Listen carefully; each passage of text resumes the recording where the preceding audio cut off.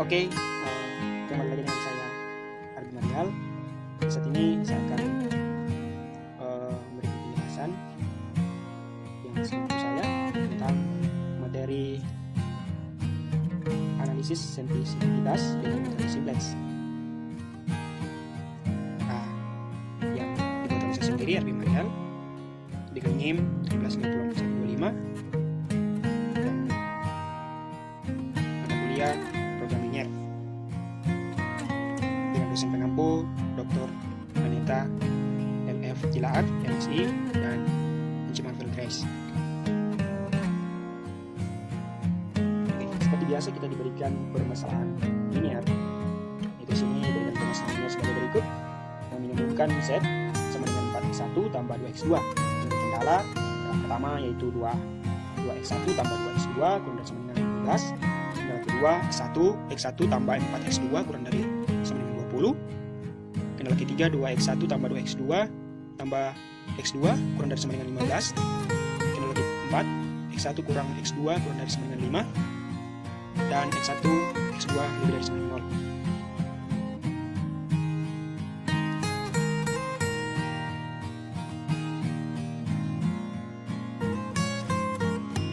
Oke, di sini ada pernyataan pertama, yaitu kita akan mencari tahu perubahan dari segi fungsi objektif dan kita juga akan mencari tahu RHS-nya, yaitu right hand side. Yang pertama, kita akan mencari perubahan koefisien fungsi objektifnya. Kita akan menggunakan metode simplex. Di sini min Z sama dengan 4x1 tambah 2x2 sudah berubah menjadi bentuk yang seperti ini. Dari bentuk yang sebelumnya kita ubah dalam bentuk simplex seperti ini.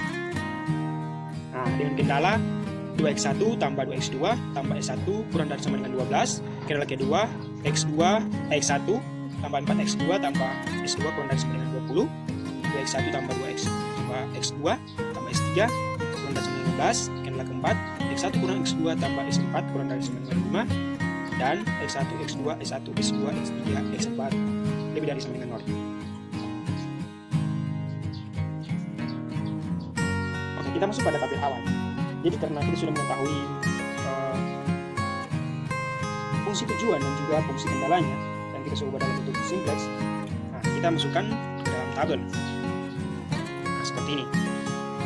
Jadi semua koefisien yang ada di fungsi tujuan dan juga fungsi kendala dimasukkan ke dalam tabel awal. Karena kita tabel awal, kita harus juga mengetahui mana yang akan menjadi kolom kunci dan akan mencari rasio dan juga baris kuncinya dan juga elemen pivot. Di sini kita melihat di baris Z, seperti biasa kuncinya kita melihat di baris Z. Jika ada angka yang terbesar, angka positif terbesar itu yang menjadi kolom kunci. Karena kita akan menemukan nilai Z, jadi kita akan lihat positif yang terbesar. Di sini ada nilai 4 di kolom X1. Jadi kolom X1 menjadi kolom kunci. Dan sebelum kita akan mencari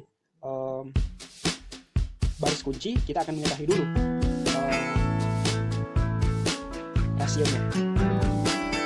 Oke, di sini kita akan mencari rasionya.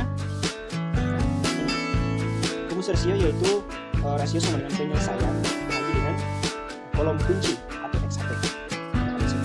Jadi di sini teman bisa melihat 0 bagi 4 sama dengan 0, 11 bagi 2 sama dengan 6, 20 bagi 1 sama 20, 15 bagi 2 sama dengan 15 per 2, 5 bagi 1 sama dengan 2. Jadi sini teman-teman kita melihat angka terkecil. Kita mencari rasio yaitu rasio angka paling terkecil itu menjadi baris kunci. Di sini kita melihat bahwa angka terkecil yaitu 5, yaitu pada baris S4, sehingga S4 akan menjadi X1. Di sini kita sudah melihat dan melakukan iterasi, sehingga sampai pada tabel akhir nanti pada iterasi pertama. Ini tabel akhir dan masuk pada iterasi pertama.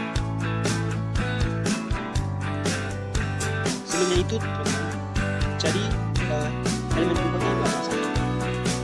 Seperti biasa kita melakukan operasi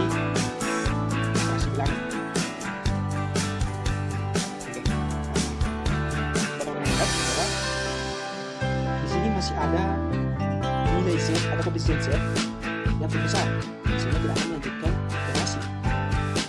Itu nilai 6 yang berada pada kolom X2, sehingga X2 menjadi kolom kunci. Seperti biasa, kita akan mencari baris kunci dengan cara kita akan mencari dulu hasilnya. Jadi saja seperti yang biasa saya katakan bahwa misalnya dibagi dengan kolom kunci. Di sini permintaan dan misalnya dibagi dengan hasilnya. Kita akan mengetahui baris kunci dan juga yang terdapat.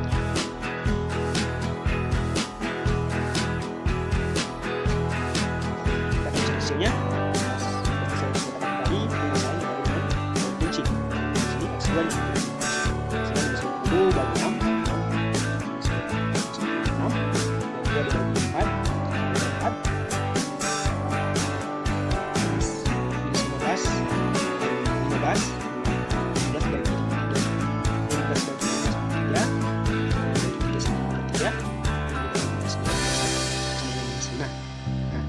di sini teman-teman bisa lihat bahwa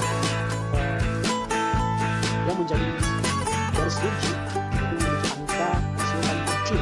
Hasil yang paling kecil yaitu 24. Sehingga yang menjadi garis kunci adalah X1.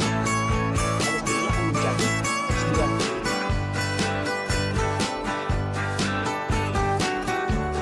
Ini yang sudah mencapai iterasi. Akhir. Mencapai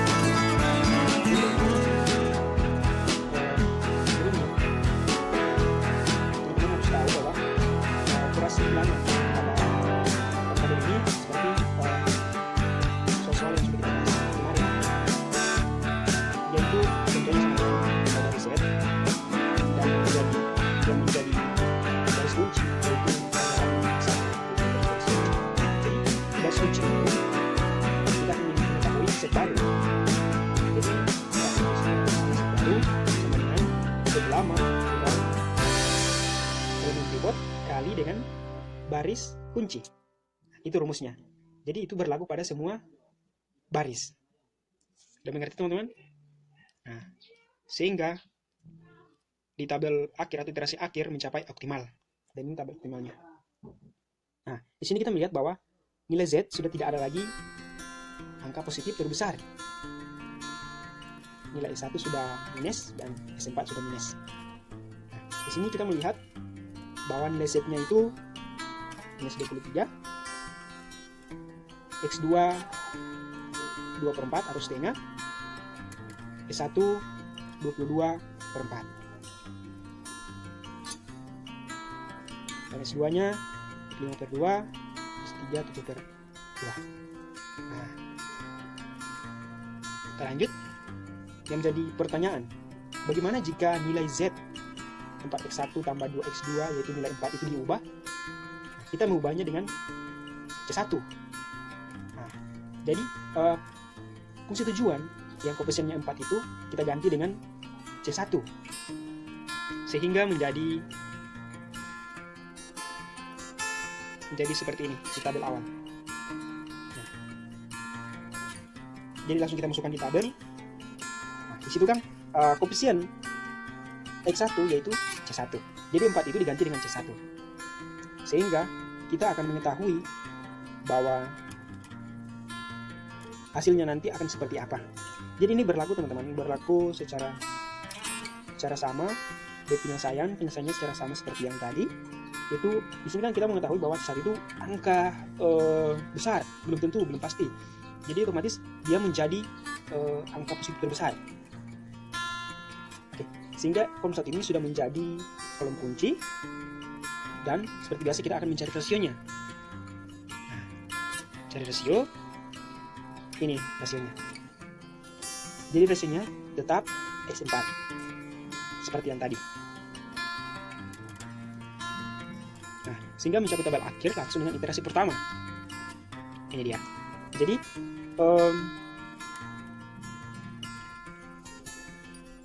kolom di X1 sudah menjadi 0. Kecuali baris kunci.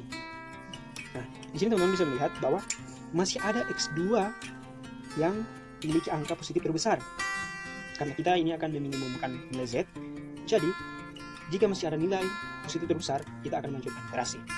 Di sini kita sudah melihat bahwa kolom X2 akan menjadi kolom kunci, dan kita akan mencari kembali baris kunci, yaitu melalui dengan rasio.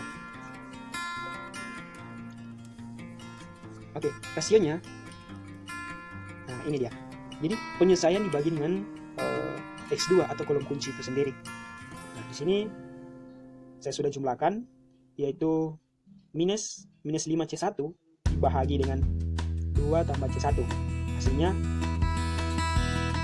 seperti ini di gambar. Nah, berikut di baris ke-1, 2 dibagi 4 sama dengan 4 atau setengah, 15 bagi 3 sama 15 bagi 5 sama 3, 5 bagi 3 sama dengan 3, dan 5 bagi minus 1 sama dengan minus 5. Oke, di sini kita melihat bahwa rasio paling terkecil yaitu 2/4 atau setengah. Jadi yang menjadi baris kunci yaitu S1. S1 akan menjadi X2T. Oke, ini sudah mencapai iterasi akhir tabel optimal. Jadi kita akan melakukan operasi bilangan seperti yang saya katakan tadi, bahwa di tabel iterasi ini itu tidak akan melaksanakan operasi, sehingga semua nilai kolom X2 ini itu akan menjadi 0 kecuali baris kunci itu sendiri. Oke. Jadi saya sudah katakan tadi bahwa untuk mencari baris yang baru, misalnya contohnya set baru itu sama dengan set lama kurang elemen pivot dari baris itu sendiri. Mohon maaf, bukan elemen pivot tapi kolom nilai dari kolom kunci di baris set itu sendiri dikali dengan baris kunci sehingga menjadi set benar. Begitu. Nah, ini iterasi akhir tabel optimal. Jadi sini kita sudah melihat bahwa semua koefisien nilai Z itu sudah negatif. Nah, sini kita sudah mengetahui bahwa setnya yaitu minus 1 kurang 9 C1 per 2, X2 nya setengah per 2, S2 nya 25 per 2, S3 nya 7 per 2, X1 9 per 2. Nah, pernyataan. Nah, di sini pernyataannya. Sekarang kita menentukan range optimalitas koefisien fungsi positif untuk variabel basis Xj. Ubahlah nilai koefisien fungsi positif dengan Cj. Nah, di sini kan kita mencari meminimumkan. Nah, sehingga nilai tadi teman-teman yang nilai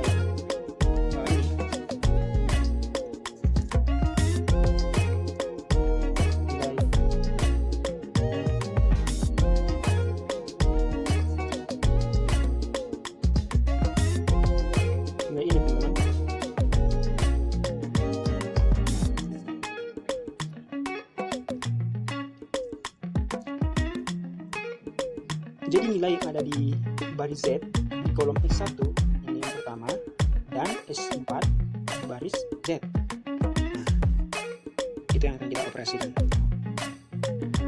sehingga menjadi seperti ini. Minus 1 per 2 kurang C1 per 4 kurang dari sama dengan 0, karena ini meminimumkan jadi kurang dari sama dengan 0, sehingga maka C1 lebih dari sama dengan minus 2. Jadi operasinya seperti biasa teman-teman, operasi bilangan, operasi pembelahan. Yang kedua situ 1 kurang C1 per 4 kurang dari sama dengan 0, maka C1 sama dengan 4, sehingga atau jadi C1 lebih dari sama dengan minus 2 kurang dari sama dengan 4.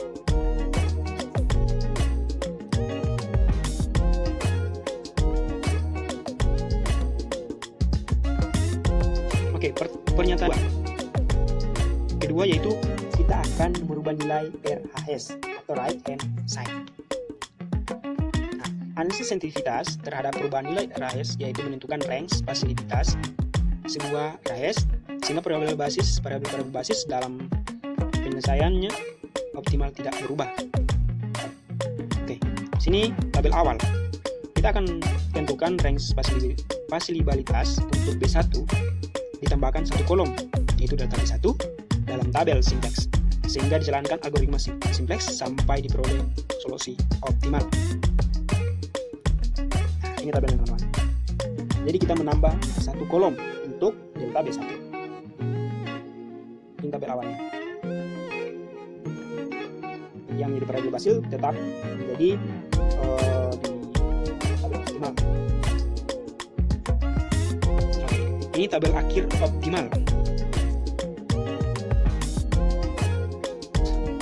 Ini delta. Jadi nilai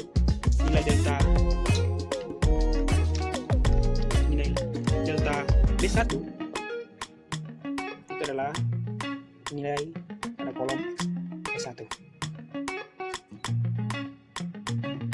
Oke, sehingga kenyataannya supaya solusi optimal mempunyai variabel basis yang sama, yaitu 1, X1, X4, dan X2, maka disyaratkan sebagai berikut. Sehingga 1/2 kurang 1/4 delta B kurang dari sama dengan 0. Nah, ini adalah nilai-nilai teman-teman, nilai dari nilai ini teman-teman. Nilai ini. Jadi nilai saya dikurang dengan delta B1. Jadi 1/2 kurang 1/4 delta B1.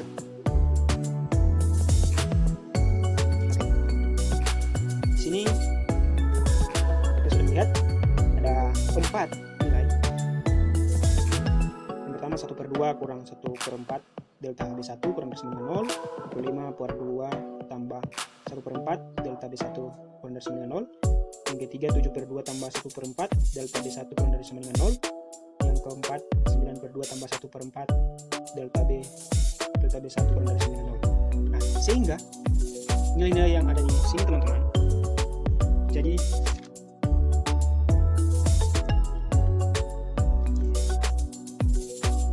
oke, jadi yang pertama ini teman-teman, jadi operasi pertama ini itu menghasilkan delta B1 itu sama dengan kurang dari sama dengan 2.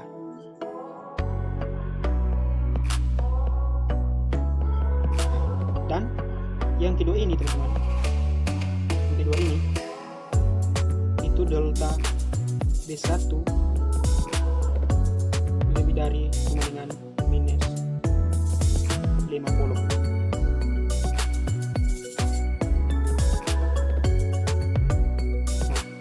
Dan yang ketiga ini teman-teman, itu delta B1 lebih dari sama dengan minus 14.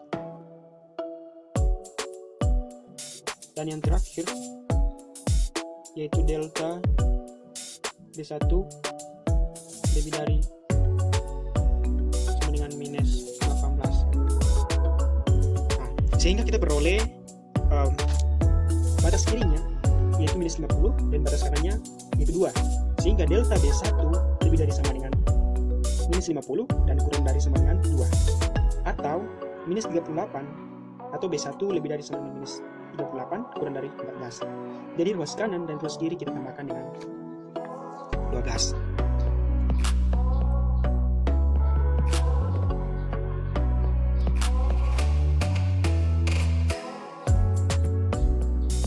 Oke, sekian